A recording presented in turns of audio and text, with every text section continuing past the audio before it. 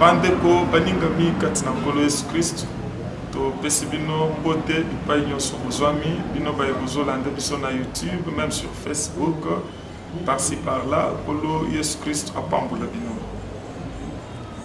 lelo lisusu toye na lisolo kaka oyo Elohim atikelaki biso yake bokende bopanza sango malamu ya kokonzi na likolo na baye bakondimela otala bilembo oyo koyeba na koakompanye bango nakanisi ete nzambe oyo azali fidele na nsima na liloba na ye akoyeba na koakompanye moko mpe mosusu na bilembo oyo ekomami na buku na nzambe na lobiko na kobengana milimo mabe mpe na kokomisa yo surnaturel bipai nyonso ozwami soko ondimeli liloba oyo pona mbala ya sika olo ayeba lisusu na kopambola bino nakanisi ete tozali na mama na likambo tozali kokabola sur le Dieu d'Abraham kolandisa ndenge ye moko atalisaki yango na Moïse na mukanda na Exode 3:15 soki na bosani te oyo ezolobaki etalisa libota na Israel ke nazali nzambe ya Abraham nzambe ya Isaac mpe ya Jacob et na boyende bakobanda kobenga ngai de génération en génération donc tikino na suka ya mokili bakobanda kobenga ngai na baya mokili toujours nzambe ya Abraham nzambe ya Isaac pe nzambe ya Jacob c'est ainsi que lelo pe Elohim asepeli toyeba na kote ya bino nzambe ya Abraham lelo tozali kokabola mwa pensée moke na mukanda na Luc 11 premier verset kino na deuxième et puis tokotanga pe Galates 3:29 Zali kobanda na Galates 3:29 totangi na kombo na Yesu Christ. Et si vous êtes à Christ, vous êtes donc la postérité d'Abraham, héritier selon la promesse. Amen. Tozali koluka siko na mukanda ya Luc pona kotanga afin que molimo na nzambe asunga biso banso bipai tozwami baye tozwi ngolu ya kolanda lilobo. Jésus priait un jour à un certain lieu. Lorsqu'il eut achevé, un de ses disciples lui dit: Seigneur, enseigne-nous à prier, comme Jean l'a enseigné à ses disciples. Il leur dit: quand vous priez, dites: Père, que ton nom soit sanctifié, que ton règne vienne. Amen. Kolo apambola liloba na ye. Kanda na Nzambe so banda d'abord na kotel sabiso na mukanda na Galate. Ezali ntoma Paul wazo komela église ya Galate. Que soki bino bosali ya kolo Yesu Kristo, bosali bokitani ya Abraham et bosali ba co-héritier selon la promesse. Donc bosali co-hériter ensemble na bana ya Abraham ya makila na ndenge na zoto. Soki bino bosali ko appartenir na kolo Yesu Kristo. Mais pourquoi kolo azali ko lié kolo Yesu Kristo na bénédiction ya Abraham nanda ku ya Abraham? C'est puisque Nzambe mokeli na lol oyo azalaki na ebandeli na forme ya liloba oyo alataki nzoto oyo babengaki mwana Jésus Christ de Nazareth oyo azali glorifié na mitema na biso na nzela ya Saint-Esprit akanaki kopambola mokili mobimba na nzela na Abraham. Donc Abraham azalaki net genèse ya bénédiction na Nzambe. Nzambe aponaki ye pona kopambola ye pe bao nyonso bazali kondimela ye bayeba na ko hériter bénédiction ya Abraham. Donc bénédiction biso tozana ngolelo ezali bénédiction we kitelaki Abraham. Mais pour yeba na kokoma ipa na biso esengeli d'abord tondimela kolo Yesu Christ to koma ya kolo Yesu Christ. Donc les rosali kondimela kolo Yesu Christ, les rosali ko appartenir na kolo Yesu Christ, automatiquement ozobota mananda ku ya Abraham. Et ozali na droit na bénédiction, na promesse ou salamela ki Abraham. Que ma beauté ya mokili mobimbe ko bambwa mananzela na yo. Donc bénédiction ya Abraham o Isaac a hérité et zo comme bénédiction na yo. Mais na yango na manso esengeli d'abord ondimela kolo Yesu Christ. Esengeli lilobo ezo esika na motema na yo. Esengeli kolo Yesu Christ comme nzambe na yo puisque yende nzambe ya Abraham. Ce qui a commis Zambé na yo, automatiquement, comme il peut moi na Abraham, na nzela na kondim. Et bénédiction ya Abraham, et comme bénédiction na yo, puissance ya Abraham, et comme puissance na yo, et longa ya Abraham, et comme longa na yo. Amen. Kolo pambola bin. Alors, ukanda na Zambé zobe telisolo ya Zambé na Abraham na mikolo na ye ya zoto. Tangwa yaki na sena mo ipona kwa accomplir mission ya kobiksa yo pe kobiksa. O babenga kimwana. Ndenge batu msusu balobaka ke banzambe bazalaka misato, banzambe bazalaka misato te. Ezali kaka ye moko oyo azalaki na forme ya liloba nde alataki nzoto, e liloba wana oyo elataki nzoto yango nde ezalaki. Alors bande kanda na Nzambe ezobetela biso lisolo ya kolo na biso Yesu Christ, kombo oyo ekumisamaki likolo na bakombo nyonso, kombo oyo moko Nzambe ya Abraham esengelaki alata na mokili, asepelaki alata kombo ya Jésus Christ. Bible zoloba ke mukolo moko azalaki kosambela. Azalaki kosambela te puisque azalaki mutu, non. Azalaki kosambela pe pona kotalisa biso exemple ya ke bao nyonso bazondimela ngai tala modèle esengeli babika. Et mukanda na Nzambe zoloba qu'il priait un jour quelque part. Et pendant qu'azalaki kosambela, azalaki na bayekoli na ye.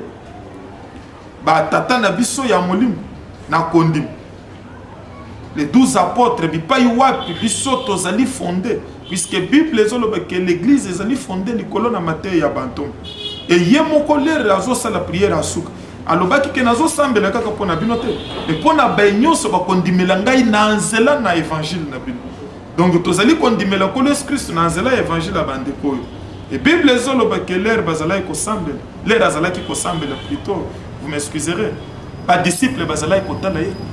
Et na kota la ba disciple bazala kota la ye ba monaki ke sambele linaye et que sena kina ya batu mususu et ndena boye bango lokola bazala ki ba disciple na ye ba ekotu na ye mutu les racilis bazolo ba ke maître yo mola kisina biso la kisabiso pe ndenge ya kobondela ndenge Jean ala kisina ba ye kolina ye ah eloko na mutu ya makasi c'est que Jean zala ki na ba ye kolina ye bango pe bazalaki ba yekoli na kolo Yesu Christ. Bazo reconnaître que biso toza ba yekoli ya Jean te. Tokoki kolanda modèle ya Jean te. Ceux qui ba disciple ya Jean, bazo landa Jean, c'est puisque Jean za maître na bango. Mais biso toza na ya biso maître. Ya biso maître ezali Jean te. Toboite que Moïse azalaki mosel na Nzambe, Élie azalaki mosel na Nzambe, même Branham akoza azalaki mosel na Nzambe. Mais est-ce que yende maître na yo? Wana ezali point d'interrogation na motem. Pona koloba ke Moïse asalaki boy, ezali mabete. Mais yo ezali disciple ya nani? Wana sengeli tozonga na Bible. Puisque Bible ezoloba ke bokende bosala batu nyonso ba yekoli na ngai. Kolo ezoloba ke bokende bosala batu nyonso ba yekoli ya Moïse. Puisque Moïse asalelaki nga musala. Ou bien bosala batu nyonso basala ba yekoli ya Branham. Puisque Branham akoya kosalela nga musala non. Esengeli to umela na ba écriture. Bible ezoloba ke bazoye bise balobi maître talisa biso ndenge ya kobonde. Ndenge Jean alakisi na ba disciple na ye. Et maître ayebisaki bango talobi bolanda ndenge ba disciple ya Jean bazosala. Non, maître ayebaki ke soki na tindi bango balanda modèle ya ba disciple ya Jean et kozala ko créer cacophonie na mitu na bango. Et sengeli ngai maître na bango na pesa bango modèle en fait que même ba kondimelanga na sima na bango baye bana kolanda ba traswa. Amen. Et mukanda na Nzambe zoloba ke kolo ayebisaki bango alobi l'air bozo sambe boloba père, notre père qui est aux cieux, père. D'abord mutu bozo sambe la za la papa na bino. Bo reconnaître d'abord kazali tata na bino.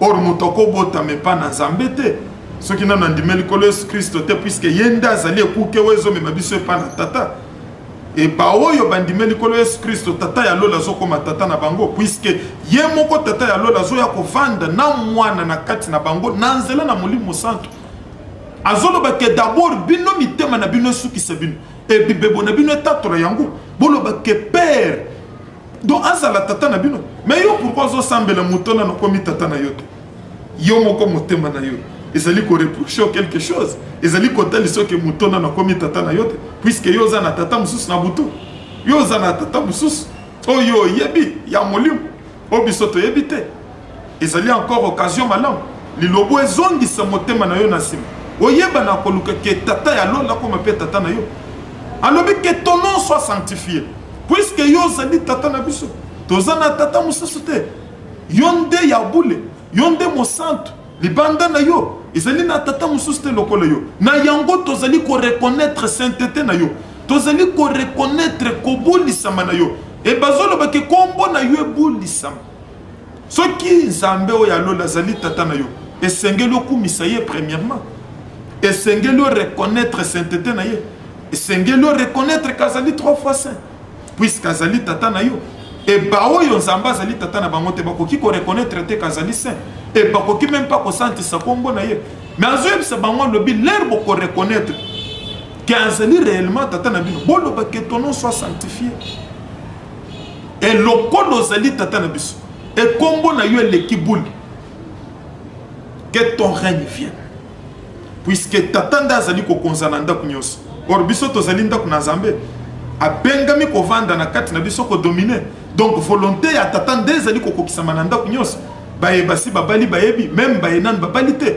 bayebi ke na ndako nyonso basalelaka volonté ya papa puisque ye nde azali autorité suprême et lokola yo ozali tata na biso eke biso tozali kodépendre epai na yo tika bokonzi na yo tika règne na yo eya tika domination na yo emimonisa na bomoi na biso avant d'abord ya kosenga eloko nyonso tala logique okolo Yesu Kristo azotalisa na bayekoli na ye nzambe ya Abraham et le règne na yo ezali koya le rozo dominer le rozo koma na moya yambo pe ya suka na bomoi na biso ou bien na bomoi na ngai cette fois-ci comme okano na yo ya lol bisiko bengana Satan bisika owapi bato bazali ko adorer yo bisika hémorroïde ezalaka te bisika nzala perte pe échec ezalaka te mokano na yo ya lol et ça les menacer net na lol que ta volonté soit faite sur terre comme au ciel.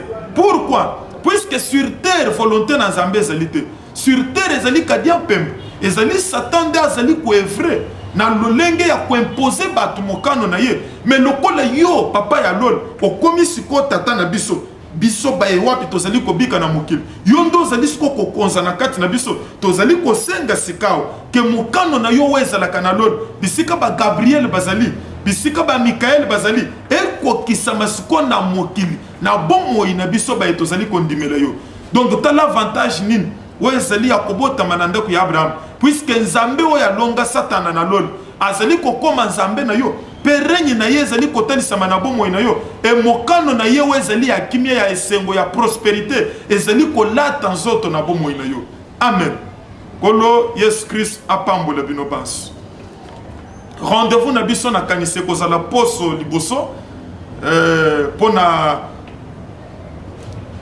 nini épisode ya sika o Molimo Santo ko communiquer biso poto eba na ko partager na malakisio tozali na yango ya nzambe ya Abraham et na kanisi pona lelo to sukeli awa pona ba contact numéro na biso ezali 00 243 82 141 32 53 00 243 82 141 32 53. Okoki kokomela biso na WhatsApp, okoki pe kokomela biso même na Facebook, na Congo ya Pierre Katako, boko retrouver biso facilement, même na Imo, même na Instagram, boko retrouver biso facilement. Mais tout na soki ezali to koyeba na koyanola, bo senga pe soki ezali na musalo okolo apesi biso pona tina na lobiko na bino, to koyeba pe kaka na kosunga bino na biteni nyonso, mais ezala conformément na liloba na Nzambe. Kolo Yesu Christ ayeba na kopambola bino tokutani mbala sima.